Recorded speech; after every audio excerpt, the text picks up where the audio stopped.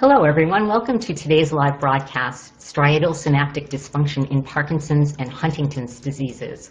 I am Judy O'Rourke and I'll be your moderator for today's event. Today's educational web seminar is presented by LabRoots, the leading scientific social networking website and provider of virtual events and webinars advancing scientific collaboration and learning. We have a few important announcements before we begin. This webcast is designed to be interactive and we encourage you to ask questions during the event. You can submit questions by typing them in the Q&A box, which can be found by clicking on the green Q&A button at the lower left of the presentation window. We'll try to answer as many questions as we can. You can enlarge the slide window by clicking on the screen icon in the lower right-hand corner of the slide window. If you have any technical problems viewing or hearing this presentation, please click on the support button at the top right of your presentation window or submit your problem through the green Q&A button lower left. This is an educational webinar and thus offers free continuing education credits. After the webinar is over, please click on the CE button located in the bottom left-hand corner of your web page and follow the process of obtaining your credits. I would now like to introduce today's speaker, Dr. James Surmeier. Dr. Surmeier is the Nathan Smith Davis Professor and Chair of the Department of Physiology at the Feinberg School of Medicine at Northwestern University, and Director of the Morris K. Udall Research Center of Research Excellence for Parkinson's Disease at Northwestern University. Dr. Surmeier's research program focuses on the ionic mechanisms underlying neural activity in the basal ganglia and their modulation by activation of G-protein-coupled receptors, particularly those for dopamine. He has pioneered the application of modern patch clamp and single-cell gene profiling approaches to understanding basal ganglia physiology, authoring more than 100 peer-reviewed publications in journals such as Science, Nature, Neuron, Nature Neuroscience, and the Journal of Neuroscience. Please refer to Dr. Surmeier's image in the top left corner of your screen for more information about him. I will now turn it over to Dr. Surmeier for his presentation.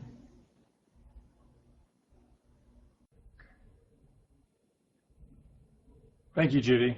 And I want to thank LabRoots for giving us the opportunity to talk a little bit about our work today. I also want to start out with a disclaimer other than the ones in this CME slide, and that is that I'm really only going to talk about Parkinson's disease today because of the time limitations of this particular presentation. Okay, so many of you know something about the basal ganglia. The striatum, which is a part of the basal ganglia that I'm going to focus on, which is shown in this slide in color, is a part of the basal ganglia that is involved in controlling goal-directed behavior, habit, and thought.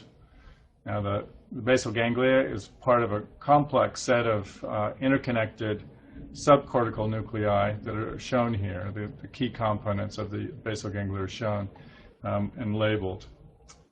So one of the sort of core questions that we grapple with is coming up with a clear understanding of what the striatum is doing in the control of movement and habit.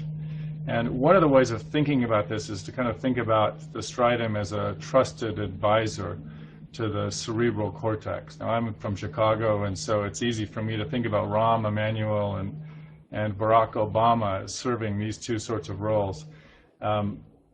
The final decisions about movement and thought are made by the cerebral cortex, but the striatum can advise the cerebral cortex on how to act in a particular situation. Now, being a equal opportunity employer here, I want to also give the Republicans an opportunity, and so you can also think about this if you're a Republican, about who's the cerebral cortex and who's the striatum in an advisory sort of situation like this one. Okay, but I think this gives is a fairly reasonable metaphor for how we currently think about the relative roles of the striatum and cortex in habit and movement control. Now, this is another way of thinking about it and looking at it. The basal ganglia circuits help, again, the cortex sort through various actions, possible actions in a particular context. They process that information and pass that information back through the rest of the basal ganglia, through the thalamus, back to the cortex, which helps it decide, again, what particular action to engage in at a particular time in a particular context. So one of the things I'm not going to talk a great deal about is exactly how that decision is made and how that recommendation is passed on to the thalamus from the basal ganglia. It involves an interaction of two pathways, direct and indirect pathways within the striatum, but the details of that are not well understood. We're still trying to understand exactly how those two pathways interact. What we do know is that the principal decision makers in this scheme are striatal GABAergic spiny projection neurons. And pictures of these two cell types are shown here. They look fairly similar in these sorts of drawings, and they're distinguished from interneurons, smaller interneurons, which are shown at the bottom of this panel. Now, one of the key features of spiny projection neurons is that they're spiny. And the spines are places of synaptic contact with glutamatergic inputs that are carrying information from the cerebral cortex as well as from the thalamus. And so synapses are made on the tips of these spines, which can be seen here. Let's see if I can highlight with one of these tools. Oh, I'm not sure that I'm going to be able to do that. I could draw an arrow maybe. This is a spine head. There's a synapse made from a cortical or thalamic neuron made on those spine heads. And so this is the way that spiny neurons integrate information. It's one of their distinctive features. And it turns out that this is important because we think that it's highly likely that information about past outcomes is stored in the structure of these spines. Okay. All right, now one of the key neuromodulators involved in Parkinson's disease as well as Huntington's disease, but most clearly in Parkinson's disease, is dopamine. And dopamine plays a very important role in the basal ganglia. It helps us choose the right action in a particular situation. In particular, an action that maximizes our pleasure and minimizes our pain, and I'll explain that in just a second. Dopamine acts on the striatum through G-protein coupled receptors. The direct and indirect pathway neurons, which are shown in this diagram, express different classes of dopamine receptor. There are 5 dopamine receptors that are known to exist. The most common ones are D1 receptors, which are present in direct pathway neurons, these are the direct pathway neurons here. It's called the direct pathway because it directly projects an axon to the interface nuclei of the basal ganglia. In contrast, indirect pathway neurons, which are shown here, these are indirect pathway neurons here, they respond to dopamine by transducing those signals through D2 dopamine receptors, which have a very distinctive second messenger coupling inside the cell. And so it leads to different cellular effects than in direct pathway dopamine neurons. Okay, so that's key to understanding how dopamine shapes striatal activity. Now, in particular, when dopamine acts on direct pathway neurons, what it does is it increases their excitability. And this is shown here by looking at how cells respond to intrasomatic current injection. So the current injection protocol is shown at the bottom here. This is the current injection protocol shown here. And then that leads to increased spiking of the cell. Now, when we put on a D1 receptor agonist, the amount of spiking increases in direct pathway neurons. That is, D1 receptor signaling increases the excitability or responsiveness of direct pathway neurons. In contrast, in D2 receptor expressing neurons, the same intracellular current injection leads to spikes being evoked in the cell body. But now when we activate a D2 receptor agonist, that is, we apply dopamine to these cells, the number of spikes that's evoked by that same stimulus decreases. That is, the D2 receptor signaling decreases the excitability of these indirect pathway spiny projection neurons. So this leads to sort of a dichotomous effect of dopamine on direct and indirect pathway neurons. And so what we can think about it is in terms of this sort of diagram, so that when dopamine is elevated in response to reward or some environmentally salient event, that leads to increased excitability of direct pathway neurons. These neurons promote, here, these direct pathway neurons, these promote activity, that is, they promote action. And at the same time, indirect pathway neurons are being inhibited by dopamine. So these neurons over here, the indirect pathway neurons, are being inhibited by dopamine. So these are the neurons which tend to suppress or diminish activity. So when dopamine goes up, you tend to go. And the pathway that's responsible for cessation or suppression of activity is suppressed. Now, in contrast, when dopamine levels fall, and they will fall in response to punishment or negative environmental events, what happens is the exact opposite. That is, that indirect pathway neurons become disinhibited. These neurons become disinhibited, leads to elevated activity of this indirect pathway circuitry and cessation of activity. And at the same time, the D1 neurons, direct pathway neurons, are dysfacilitated. So their activity drops because dopamine, which tends to excite them, is falling. Okay, so this leads to this bidirectional control of action selection and movement. All right, so in addition to controlling the immediate excitability, the short-term excitability of direct and indirect pathway neurons, dopamine also controls the long-term excitability of these two pathways. And it does that by controlling synaptic plasticity. That is the strength of the synaptic connections made by these neurons with both the cerebral cortex and thalamus. Now, this changing synaptic strength is thought to be one way in which movement, the consequences of movement are stored in the striatum for future reference, so that that advisory role of the striatum can be played out from moment to moment. Now, we know that there's the structural substrates for this kind of synaptic plasticity.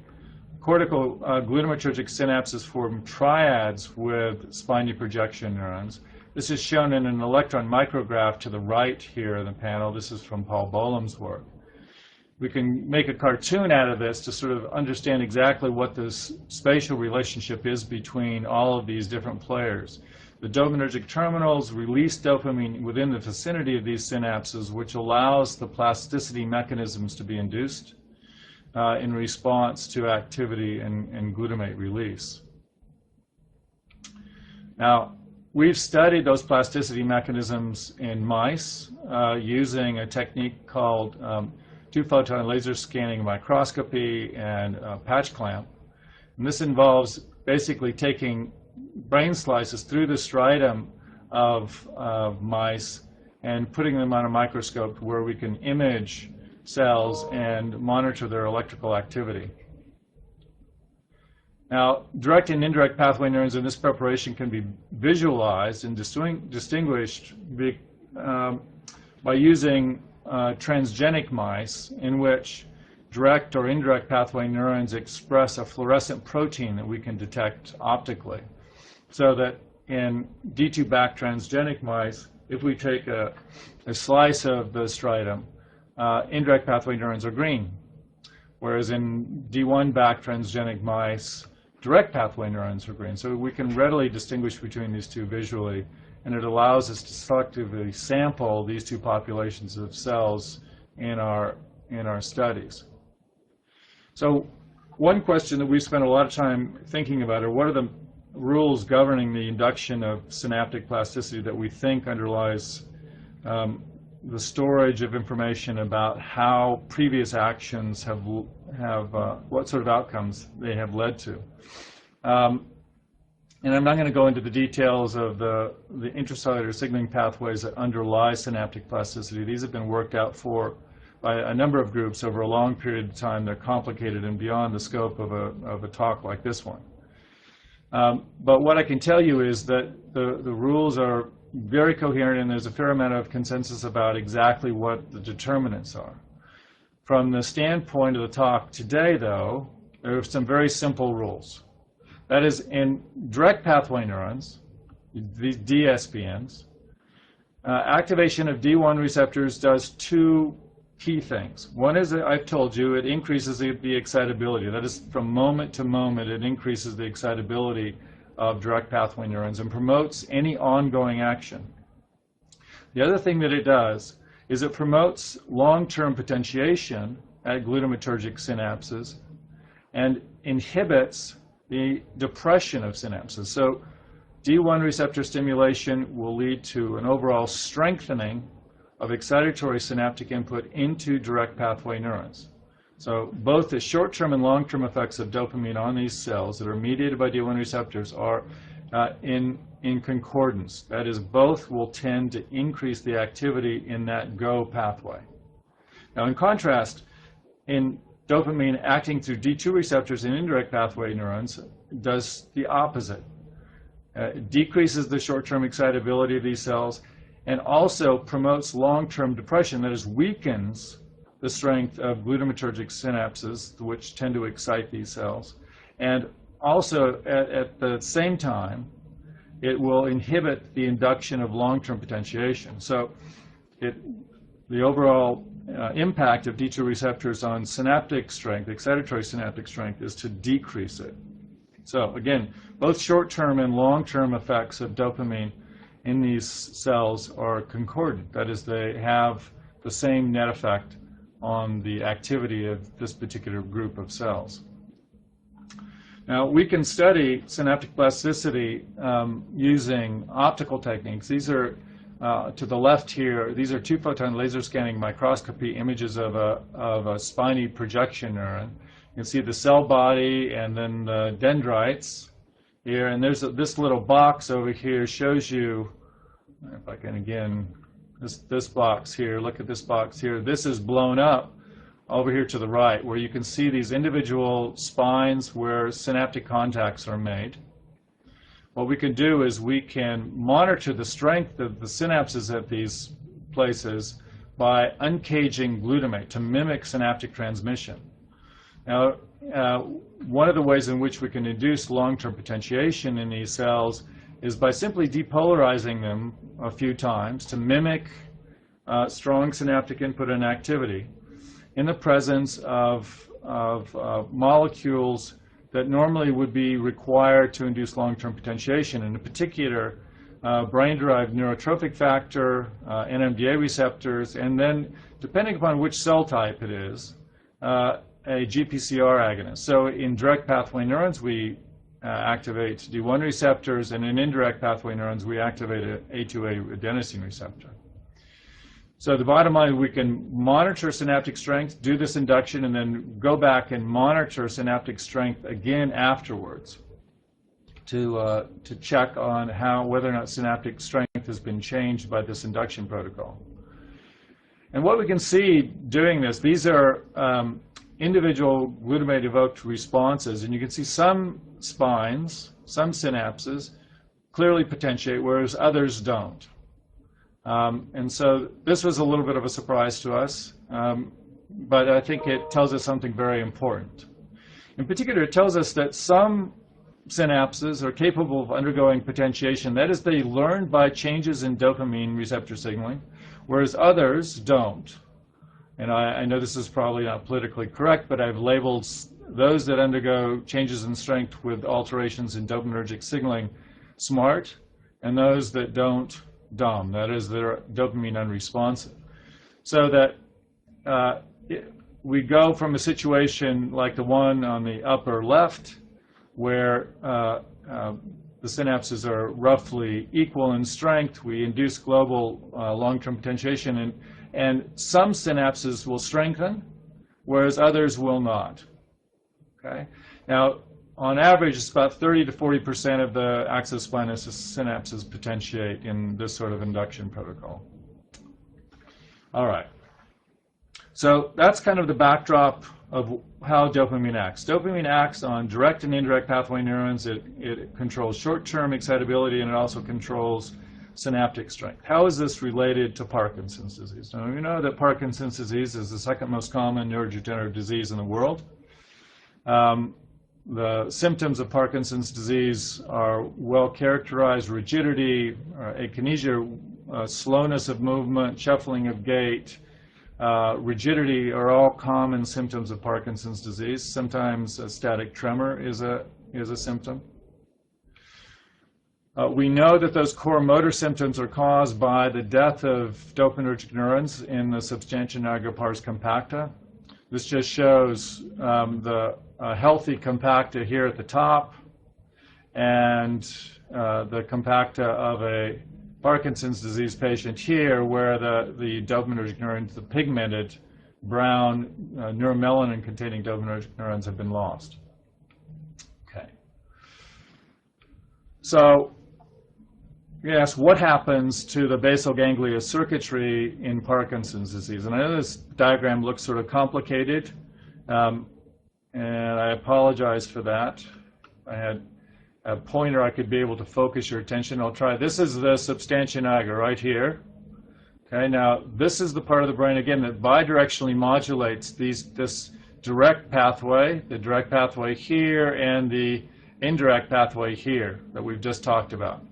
Okay, so what happens to these two pathways when the dopaminergic neurons are lost?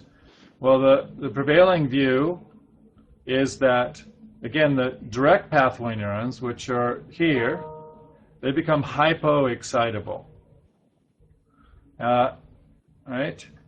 And so their activity diminishes, whereas indirect pathway neurons, which promote suppression of activity, they become hyperexcitable. So this leads to the hypokinetic features of Parkinson's disease. Okay? But this view is based solely upon that short-term irregulation of excitability that I talked to you about. It does not take into account the changes in synaptic plasticity, or the role of dopamine in controlling synaptic plasticity. Okay? In spite of the fact this model is proved to be of great heuristic value. So, again, this I think is a very important limitation of the existing model. So one of the things that we did was we set out to understand exactly how that impacted things. The other thing that the model does not account for is the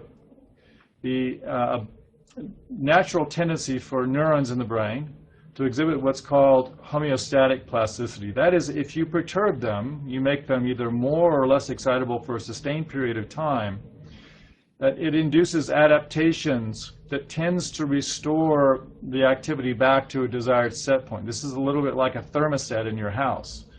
The temperature rises because it gets hot, your air conditioner comes on, and it tends to pull the temperature back down to whatever your set point is, if it's 65 or 70 degrees. Contrast, or for example, if it gets cold, your heater comes on. So neurons operate in much the same way. This has been work that's been described in a number of key publications by Gina Turgiano and Yves Marder and their labs.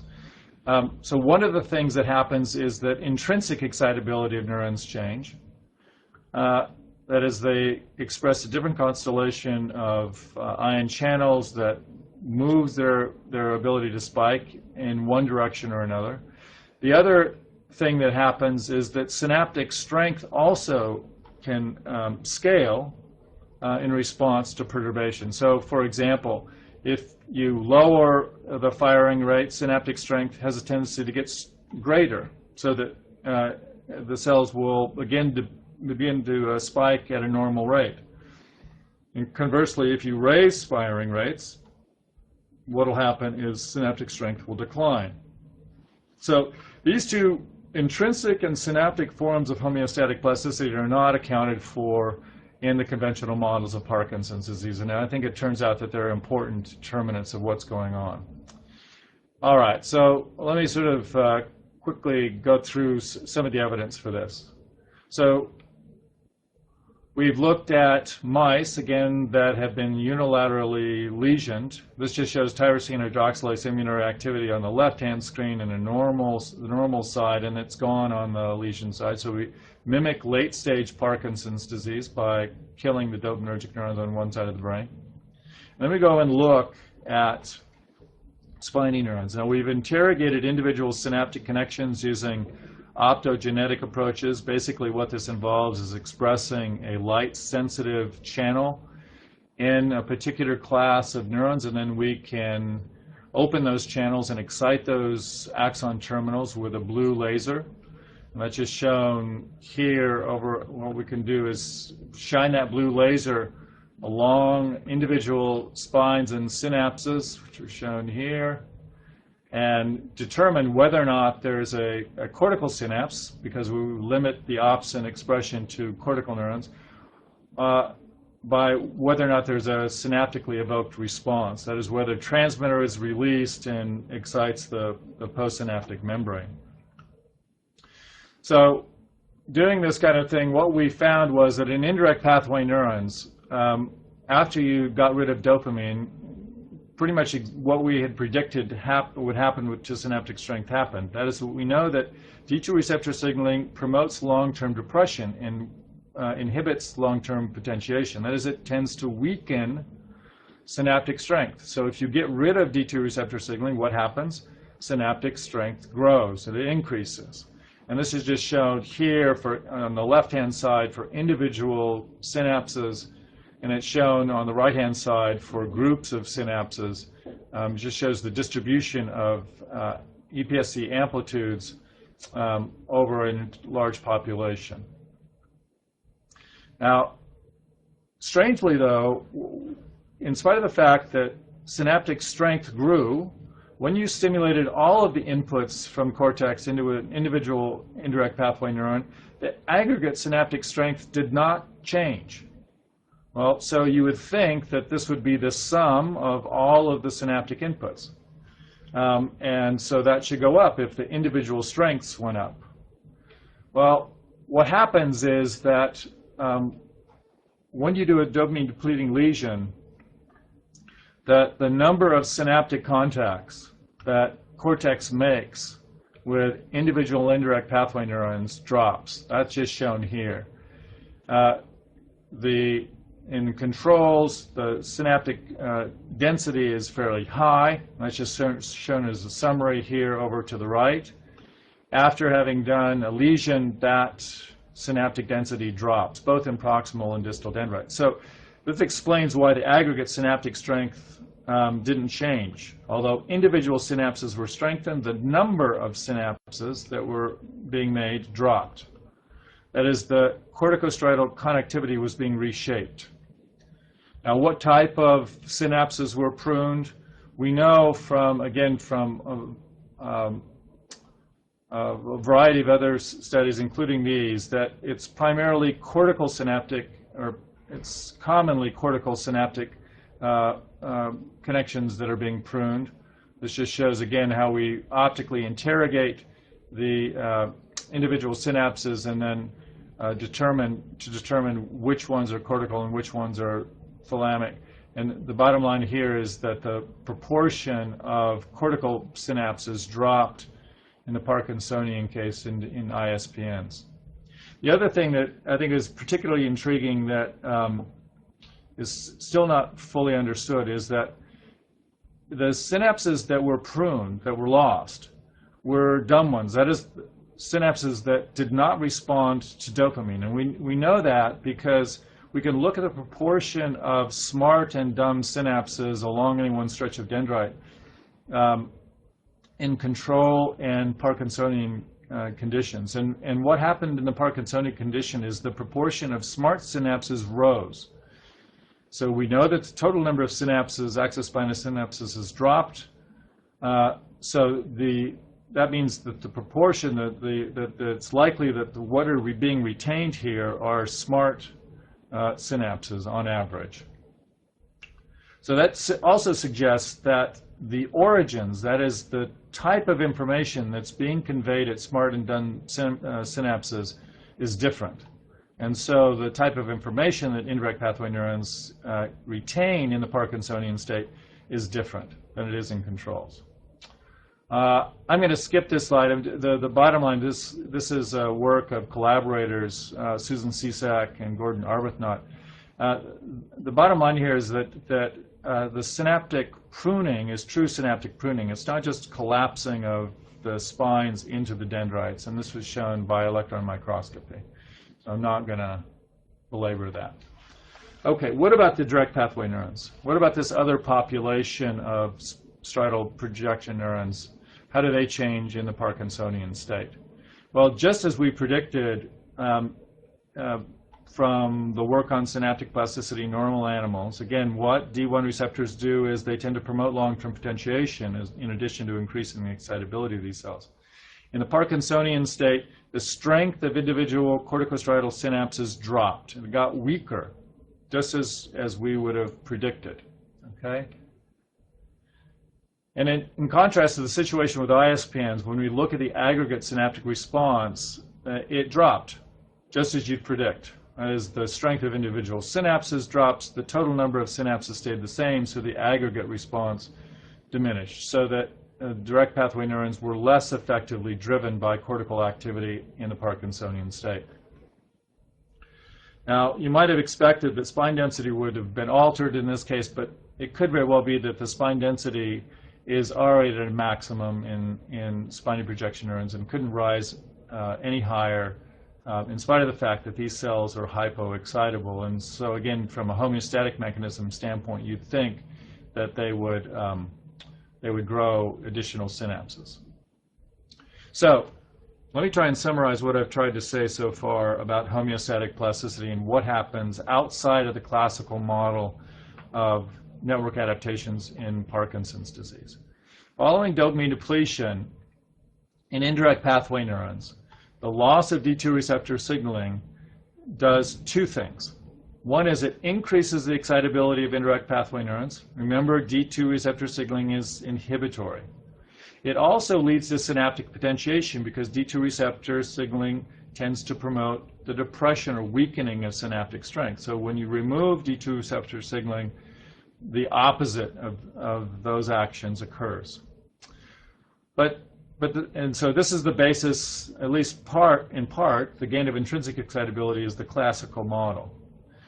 But this homeostatic plasticity gets engaged to compensate for these two adaptations.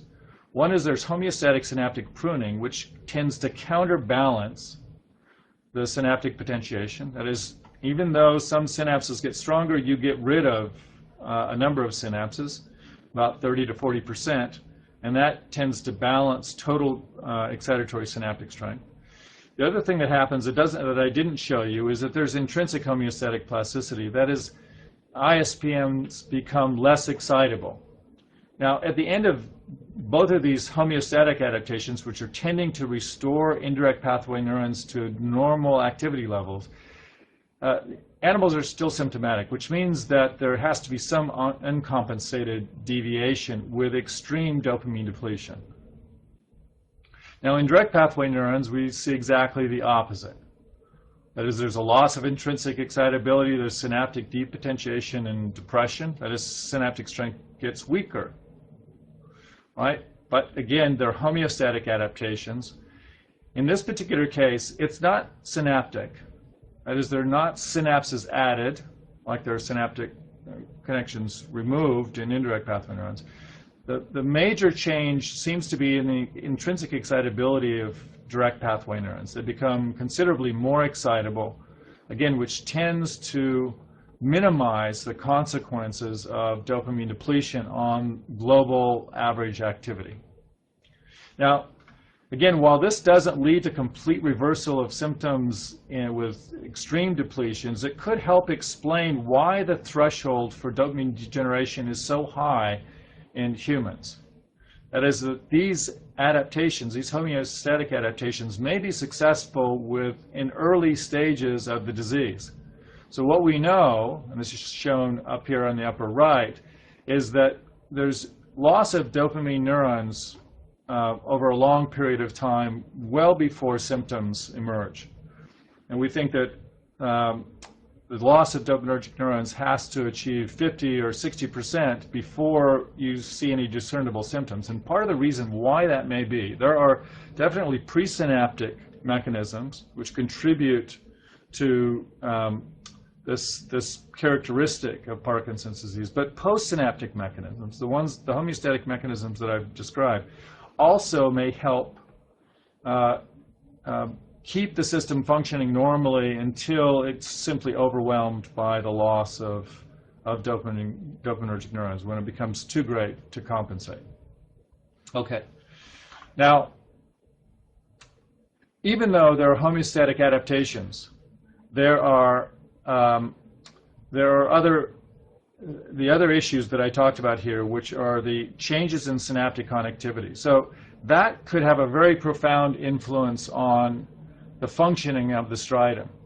That is, the synaptic structure, synaptic input, particularly to ISPNs, is changing in a way that will alter their activity. And the spatiotemporal pattern of activity in ISPNs may be very critical to normal movement control. All right. So let me finish by talking about what happens when we try and replace dopamine. Now, this is typically done by levodopa treatment. And levodopa is a precursor of dopamine.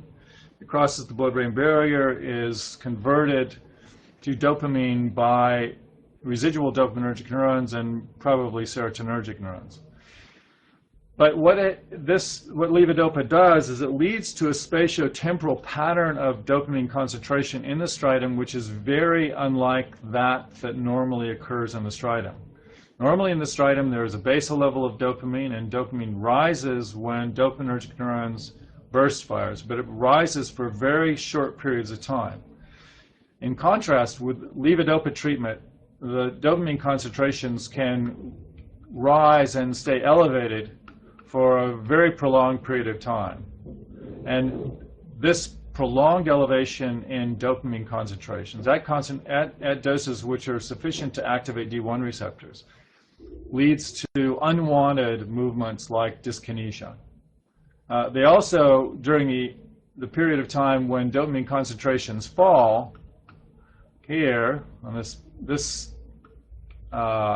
during this period down here, this is the so-called off state. This is when movement becomes very, very difficult. So ideally, what you'd want is for dopamine concentrations to be constant, but they don't. They oscillate in this way between oral doses of levodopa.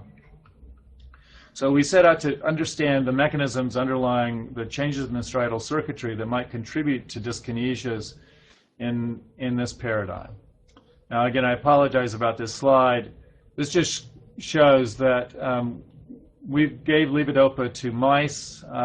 We induced dyskinesia by repeated dosing of levodopa at a high concentration, and then we sacrificed the animals and looked at their brains at a period during the off state here. Okay. All right, so what happens to synaptic strength with levodopa treatment?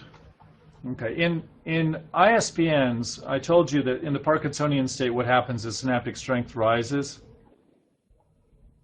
What levodopa treatment does is it reverses that increase in synaptic strength.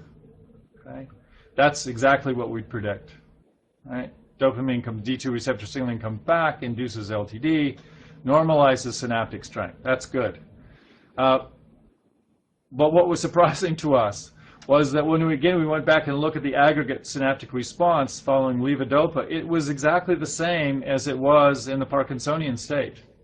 But we decreased synaptic strength. Why was that? Well, you might guess it. What happened was that with the administration of levodopa, the synaptic strength, or the number of synapses, came back, as is shown here. So levodopa treatment normalizes synaptic strength, but leads to reestablishment of connections with indirect pathway neurons. This is in an adult brain, and it happens both in distal and proximal synapses. So levodopa induces rewiring of the normal striatum. Now, what types of synapses were restored? Again, using this optogenetic approach, we've been able to show that many of the synapses that come back following levodopa treatment are cortical. Right? So cortex is being rewired to this indirect pathway following levodopa treatment. Now, there were several other people who had described similar sorts of effects following levodopa treatment. So the results that I showed you here have been corroborated by a number of other groups.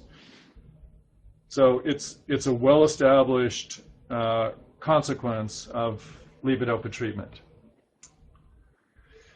What was particularly interesting to us was what came back following levodopa treatment were the dumb spines. That is, the spines that were unresponsive to dopamine, which seems a little counterintuitive. But again, I think these are the synaptic connections that are being either added or pruned by homeostatic mechanisms and are not being affected by dopaminergic signaling under normal circumstances. Now, which synaptic connections, what type of information is coming back to SPNs, we don't know at this point. Okay, so again, what I've tried to show you here is levodopa appears to restore SPNs, albeit with new added dumb synapses. So again, the sequence of events here is that is the addition of levodopa suppresses intrinsic excitability, leads to synaptic depression, right, which would make the indirect pathway hypoexcitable. But homeostatic mechanisms tend to reverse these effects, both homeostatic synaptic sprouting as well as changes in intrinsic excitability, which I didn't show you, which tend to normalize the activity of indirect pathway neurons. So these are all good things.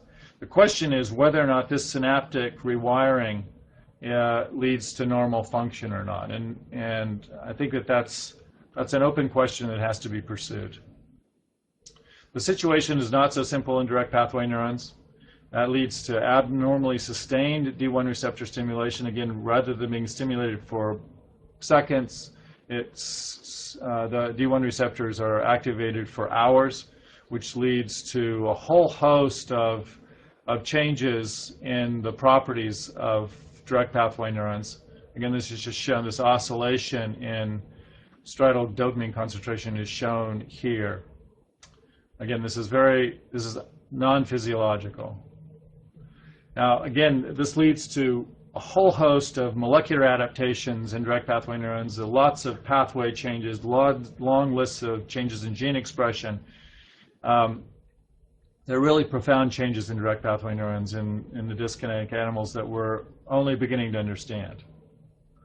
Well, one of the things that has been clearly implicated in the dyskinesia, that is the motor abnormality associated with levodopa treatment, is aberrant synaptic strength, that thing that we've been studying here. And the Italians have pushed this idea for some time. This is also captured in this diagram, which again shows here the change in synaptic strength and connectivity that we just talked about, but which is retained in this diagram. This is wrong. This is restored. But the key thing is that the thought is that changes in the strength of this synapse from the cortex to direct pathway neurons is thought to be aberrantly potentiated through the mechanisms that we've talked about. Okay, so in the off state, we don't see this. That is that there's no aberrant potentiation of direct pathway synapses that's retained. Okay.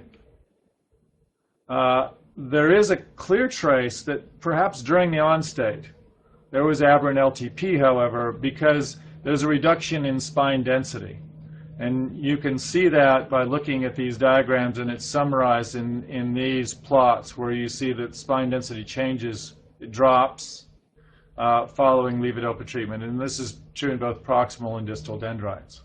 And if you look carefully here, you can see a drop in spine density. Okay. Well, so if synaptic potentiation is a problem, is there some way that we can mitigate it without diminishing the therapeutic benefit of levodopa? We can't simply block D1 receptors, which are implicated in this. Right? These are critical to triggering not just the dyskinesia, but also they're critical to changing the excitability of direct pathway neurons in a way that enables movement. So it turns out that M4 muscarinic receptors are co-expressed by direct pathway neurons. They're exclusive to direct pathway neurons, and they activate a signaling pathway which inhibits adenyl cyclase, and so should mitigate D1 receptor signaling. A positive allosteric modulator, which simply potentiates endogenous M4 receptor signaling, has been developed that crosses the blood-brain barrier and boosts M4 signaling. We tested this in synaptic plasticity protocols. Again, I'm going to go quickly through this. The bottom line is the aberrant synaptic plasticity you see in these protocols, the aberrant long-term potentiation, is eliminated by an M4 muscarinic receptor positive allosteric modulator. Another aspect of synaptic strength, which is aberrant in dyskinetic animals, is depotentiation. That is, it's very difficult to reverse an increase in synaptic strength once it's happened. The M4 PAM enabled that synaptic strength to be reversed. But more importantly, the M4 PAM affected behavior. That is, knowing something about the synaptic mechanisms allowed us to control behavior. We've done this in two models. One is a mouse model, and this is just shown here. I'll see if I can use this. If you give levodopa, at this point, what it does is it induces aberrant behaviors, and those are just shown here as a function of time. Right? If you give the M4 PAM, these aberrant behaviors are diminished. They're not eliminated, but they're much weaker than they were previously with the same levodopa dose. Now, this M4 PAM did not impair the ability of the animals to move. It simply diminished the unwanted aberrant behaviors, the dyskinetic behavior. And then to the right, we have just statistical summaries. But a mouse is not a human. So does the same thing happen in primates? The answer is yes. Again, what we can show here is that, again, get a probe. Again, we give the levodopa here, and the dyskinesias are worse for some period of time, then the levodopa wears off. If we give the M4 PAM, these aberrant movements are dramatically diminished. They're diminished as much as they are with administration of amantadine, which is the only approved medication for dyskinesias at this particular point in time. So with optimization of the M4 PAMs, we think that we can alleviate dyskinesias more effectively than with amantadine. And it's just, the summary is shown on the right-hand side. Okay, so let me just summarize what I've tried to say here. What I've tried to show you is that dopamine does a couple of different things to direct and indirect pathway neurons in the striatum, which is a part of the brain that is involved in making recommendations about movement and action in particular environmental circumstances. The recommendations are designed to optimize reward and minimize punishment or pain. Right? So in direct pathway neurons, D1 receptors increase the immediate excitability, but they also promote long-term potentiation. In indirect pathway neurons, as the pathway that's responsible for suppressing actions, dopamine decreases excitability and promotes long-term depression at glutamatergic synapses. That is, it weakens them. Now, in Parkinson's disease, the loss of dopamine leads to expected changes in the intrinsic, the immediate excitability of direct and indirect pathway neurons. It leads to an imbalance. Indirect pathway becomes hyperactive, which leads to the symptoms of the disease. But there are also homeostatic adaptations which tend to mitigate that imbalance in direct and indirect pathway activity. And we think actually compensate for partial loss of dopamine that may occur in the early stages of the disease, and as a consequence may limit symptoms. But those homeostatic adaptations come at a cost. That is, that the circuit is rewired, and so the information that the advisors are using to make the recommendations to cortex are changing. And we think that there's diminished information is making it harder and harder for both direct and indirect pathway neurons to make appropriate recommendations back to cortex. Now, with levodopa treatment, with sustained high levels, this oscillation in striatal dopamine that occurs, we think that there is partial restoration of indirect pathway activity. But, again, it comes at a cost. That is that the homeostatic mechanisms which are trying to keep indirect pathway neuron activity within an acceptable range lead to rewiring of the indirect pathway, and it leads to aberrant strengthening of synaptic connections to direct pathway. Now, again, one of the ways in which that can be mitigated is by constant, less fluctuations in striatal dopamine concentration. The other way that it can be mitigated is by, during the on phase, diminishing the impact of D1 receptor stimulation on direct pathway neurons. And we think that we can achieve that by an M4 muscarinic receptor positive allosteric modulator, which seems to be very well tolerated in animal models and doesn't diminish the therapeutic benefit of dopamine. So at that point, I think we've got a few minutes. I'll stop and acknowledge the people who did all this work first, and then we'll take any questions. So much of the work that I showed you was done by Steve Graves and Michelle Day, Weixing Shen, Josh Plotkin, who are in my lab. Tim Fibliger was in my lab when he did much of this work. He's now at Lund. Angela Censi was responsible for almost all of the dyskinesia work in rodents. So dyskinesia work in primates was done in collaboration with Erwan Bazard and his colleagues at MOTAC. The M4 PAM was developed by Jeff Kahn. Some of the work I didn't show you on signaling involving RGS proteins was a collaboration with Rick Newbig. Paul Greengard is a longtime collaborator in the characterization of synaptic connectivity changes. Jürgen West donated a M4 knockout mouse, which helped us localize and determine the exact receptor subtype that was mediating the dyskinesia. Susan Cisak and Gordon Arbuthnot are longtime collaborators, and Miriam Hyman at MIT helped us pinpoint some of the molecular changes that took place in dyskinesia. And of course, none of this work would have been possible without financial support from NINDS, the JPB Foundation, the Michael J. Fox Foundation, and the ADP Foundation. So thanks. So I'm happy to. You'll finish that thought in a moment. Thank you so much for that informative presentation. So before we get started on the question and answer session, I'd like to remind our audience how to submit questions. You can submit questions by typing them in the Q&A box, which can be found by clicking on the green Q&A button at the lower left of the presentation window. We'll try to answer as many questions as we can. So our first question is it only context and experiences or positive or negative thoughts that influence whether D1 receptors or D2 receptors are stimulated?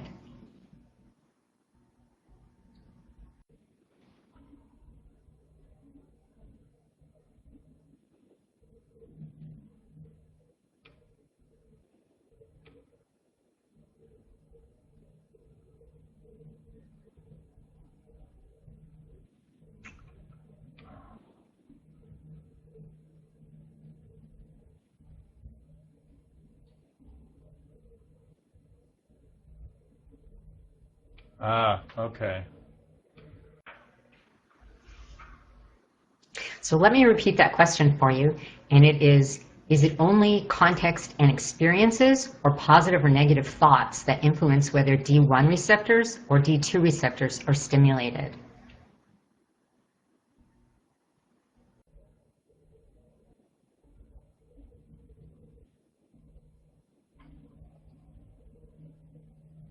All right, so what I'm going to try in here.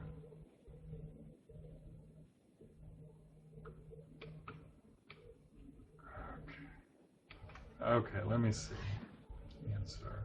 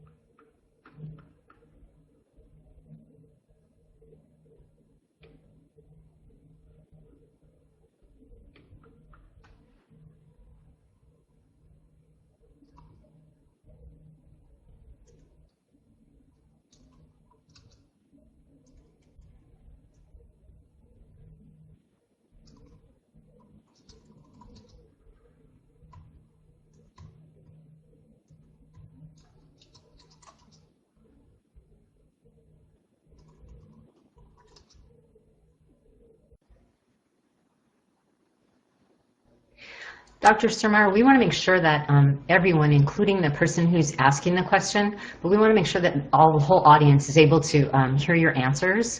And so I'll just ask you the questions verbally, and if you would just answer verbally, don't worry about typing an answer to an individual person.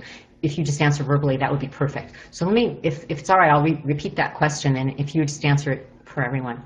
Is it only context and experiences or positive or negative thoughts that influence whether D1 receptors or D2 receptors are stimulated?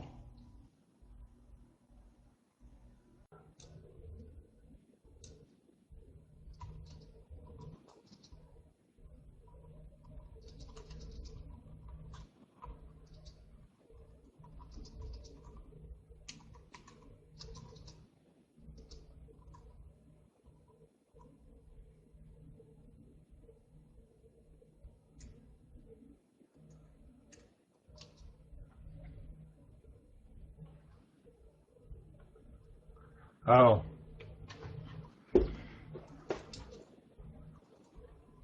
Okay, so let me go through the questions, okay? So one of the questions is it only context or experience or positive or negative thoughts that influence whether D1 or D2 are stimulated? So I guess the question is really whether or not direct or indirect pathway neurons control thought as well as movement, maybe. Positive or negative thoughts can influence the activity of dopaminergic neurons. And so I think that both D1 and D2 receptors will be affected by positive or negative thoughts. So context and experience only indirectly affect the release of dopamine by dopaminergic neurons which innervate the striatum. I'm not sure I completely answered your question, but I think both of those pathways influence both movement and thought in the way that we described. Another question is it true that only 20% of the synapses active in producing spikes affect for LTP? Well, only 20 to 30% of the synapses were potentiated in the protocol that we used. So I think, and that percentage could change. It changed in the Parkinsonian state. So the question is whether or not those synapses that I labeled dumb were capable of potentiating under other circumstances. And I think that that's possible. It's highly likely that the proportion of synapses that we labeled smart was an underestimate, because there are a lot of ways in which synapses could not be potentiated in that protocol. So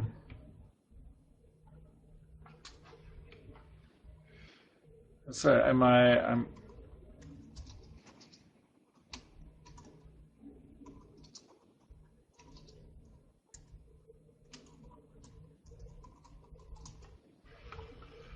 another question is, what is the effect size of homeostatic plasticity? And I think the question is, how big an effect compared to the others is it, really? And quite frankly, under the conditions that we did our experiments, it was as big almost as the changes produced by near complete dopamine depletion. So my guess is that under conditions of partial depletion, which is relevant to the early stages of Parkinson's disease, they may be of the same size.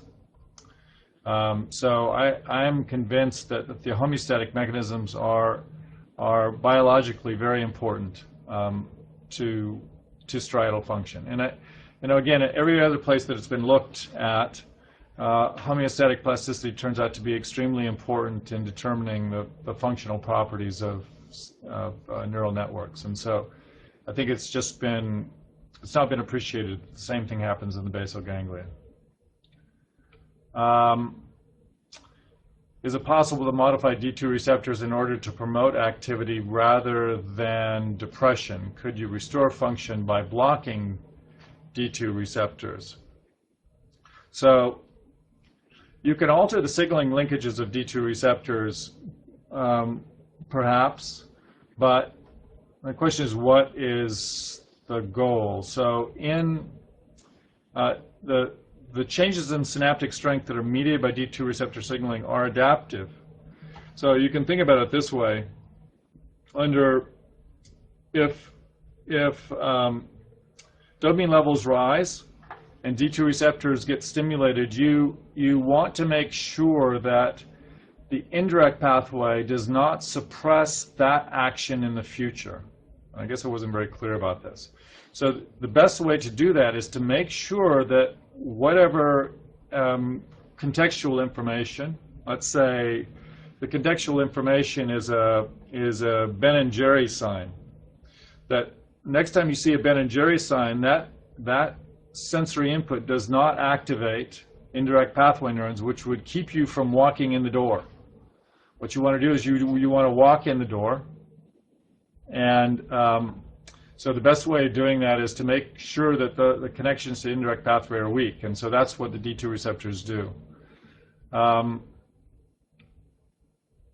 Is the number or quality of spines critical in Parkinson's? Yes, I think it absolutely is, because this is the only way in which information is passed from cortex and thalamus to spiny projection neurons, and so I think they're absolutely critical. These are the primary synaptic contacts of spiny projection neurons.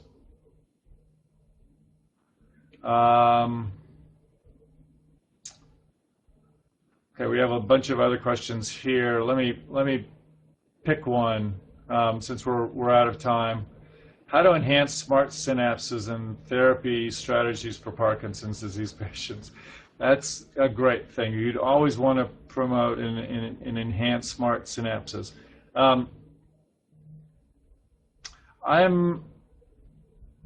I think that it's, as in society, it's the balance between, it's the yin and the yang of this that is important to normal function.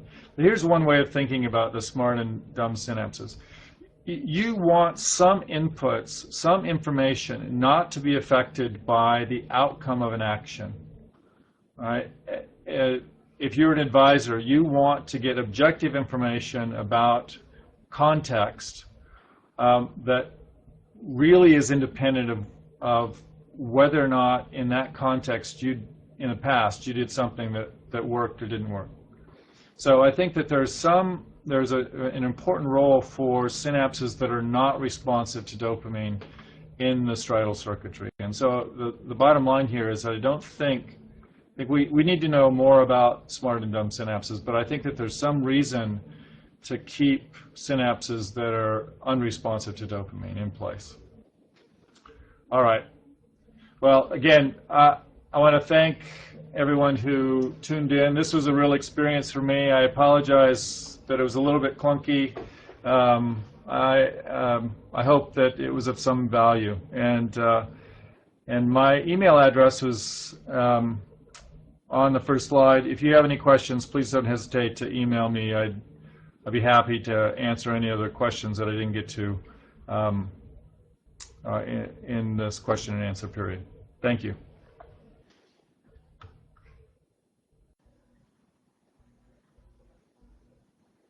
I would like to once again thank Dr. Surmeier for his presentation.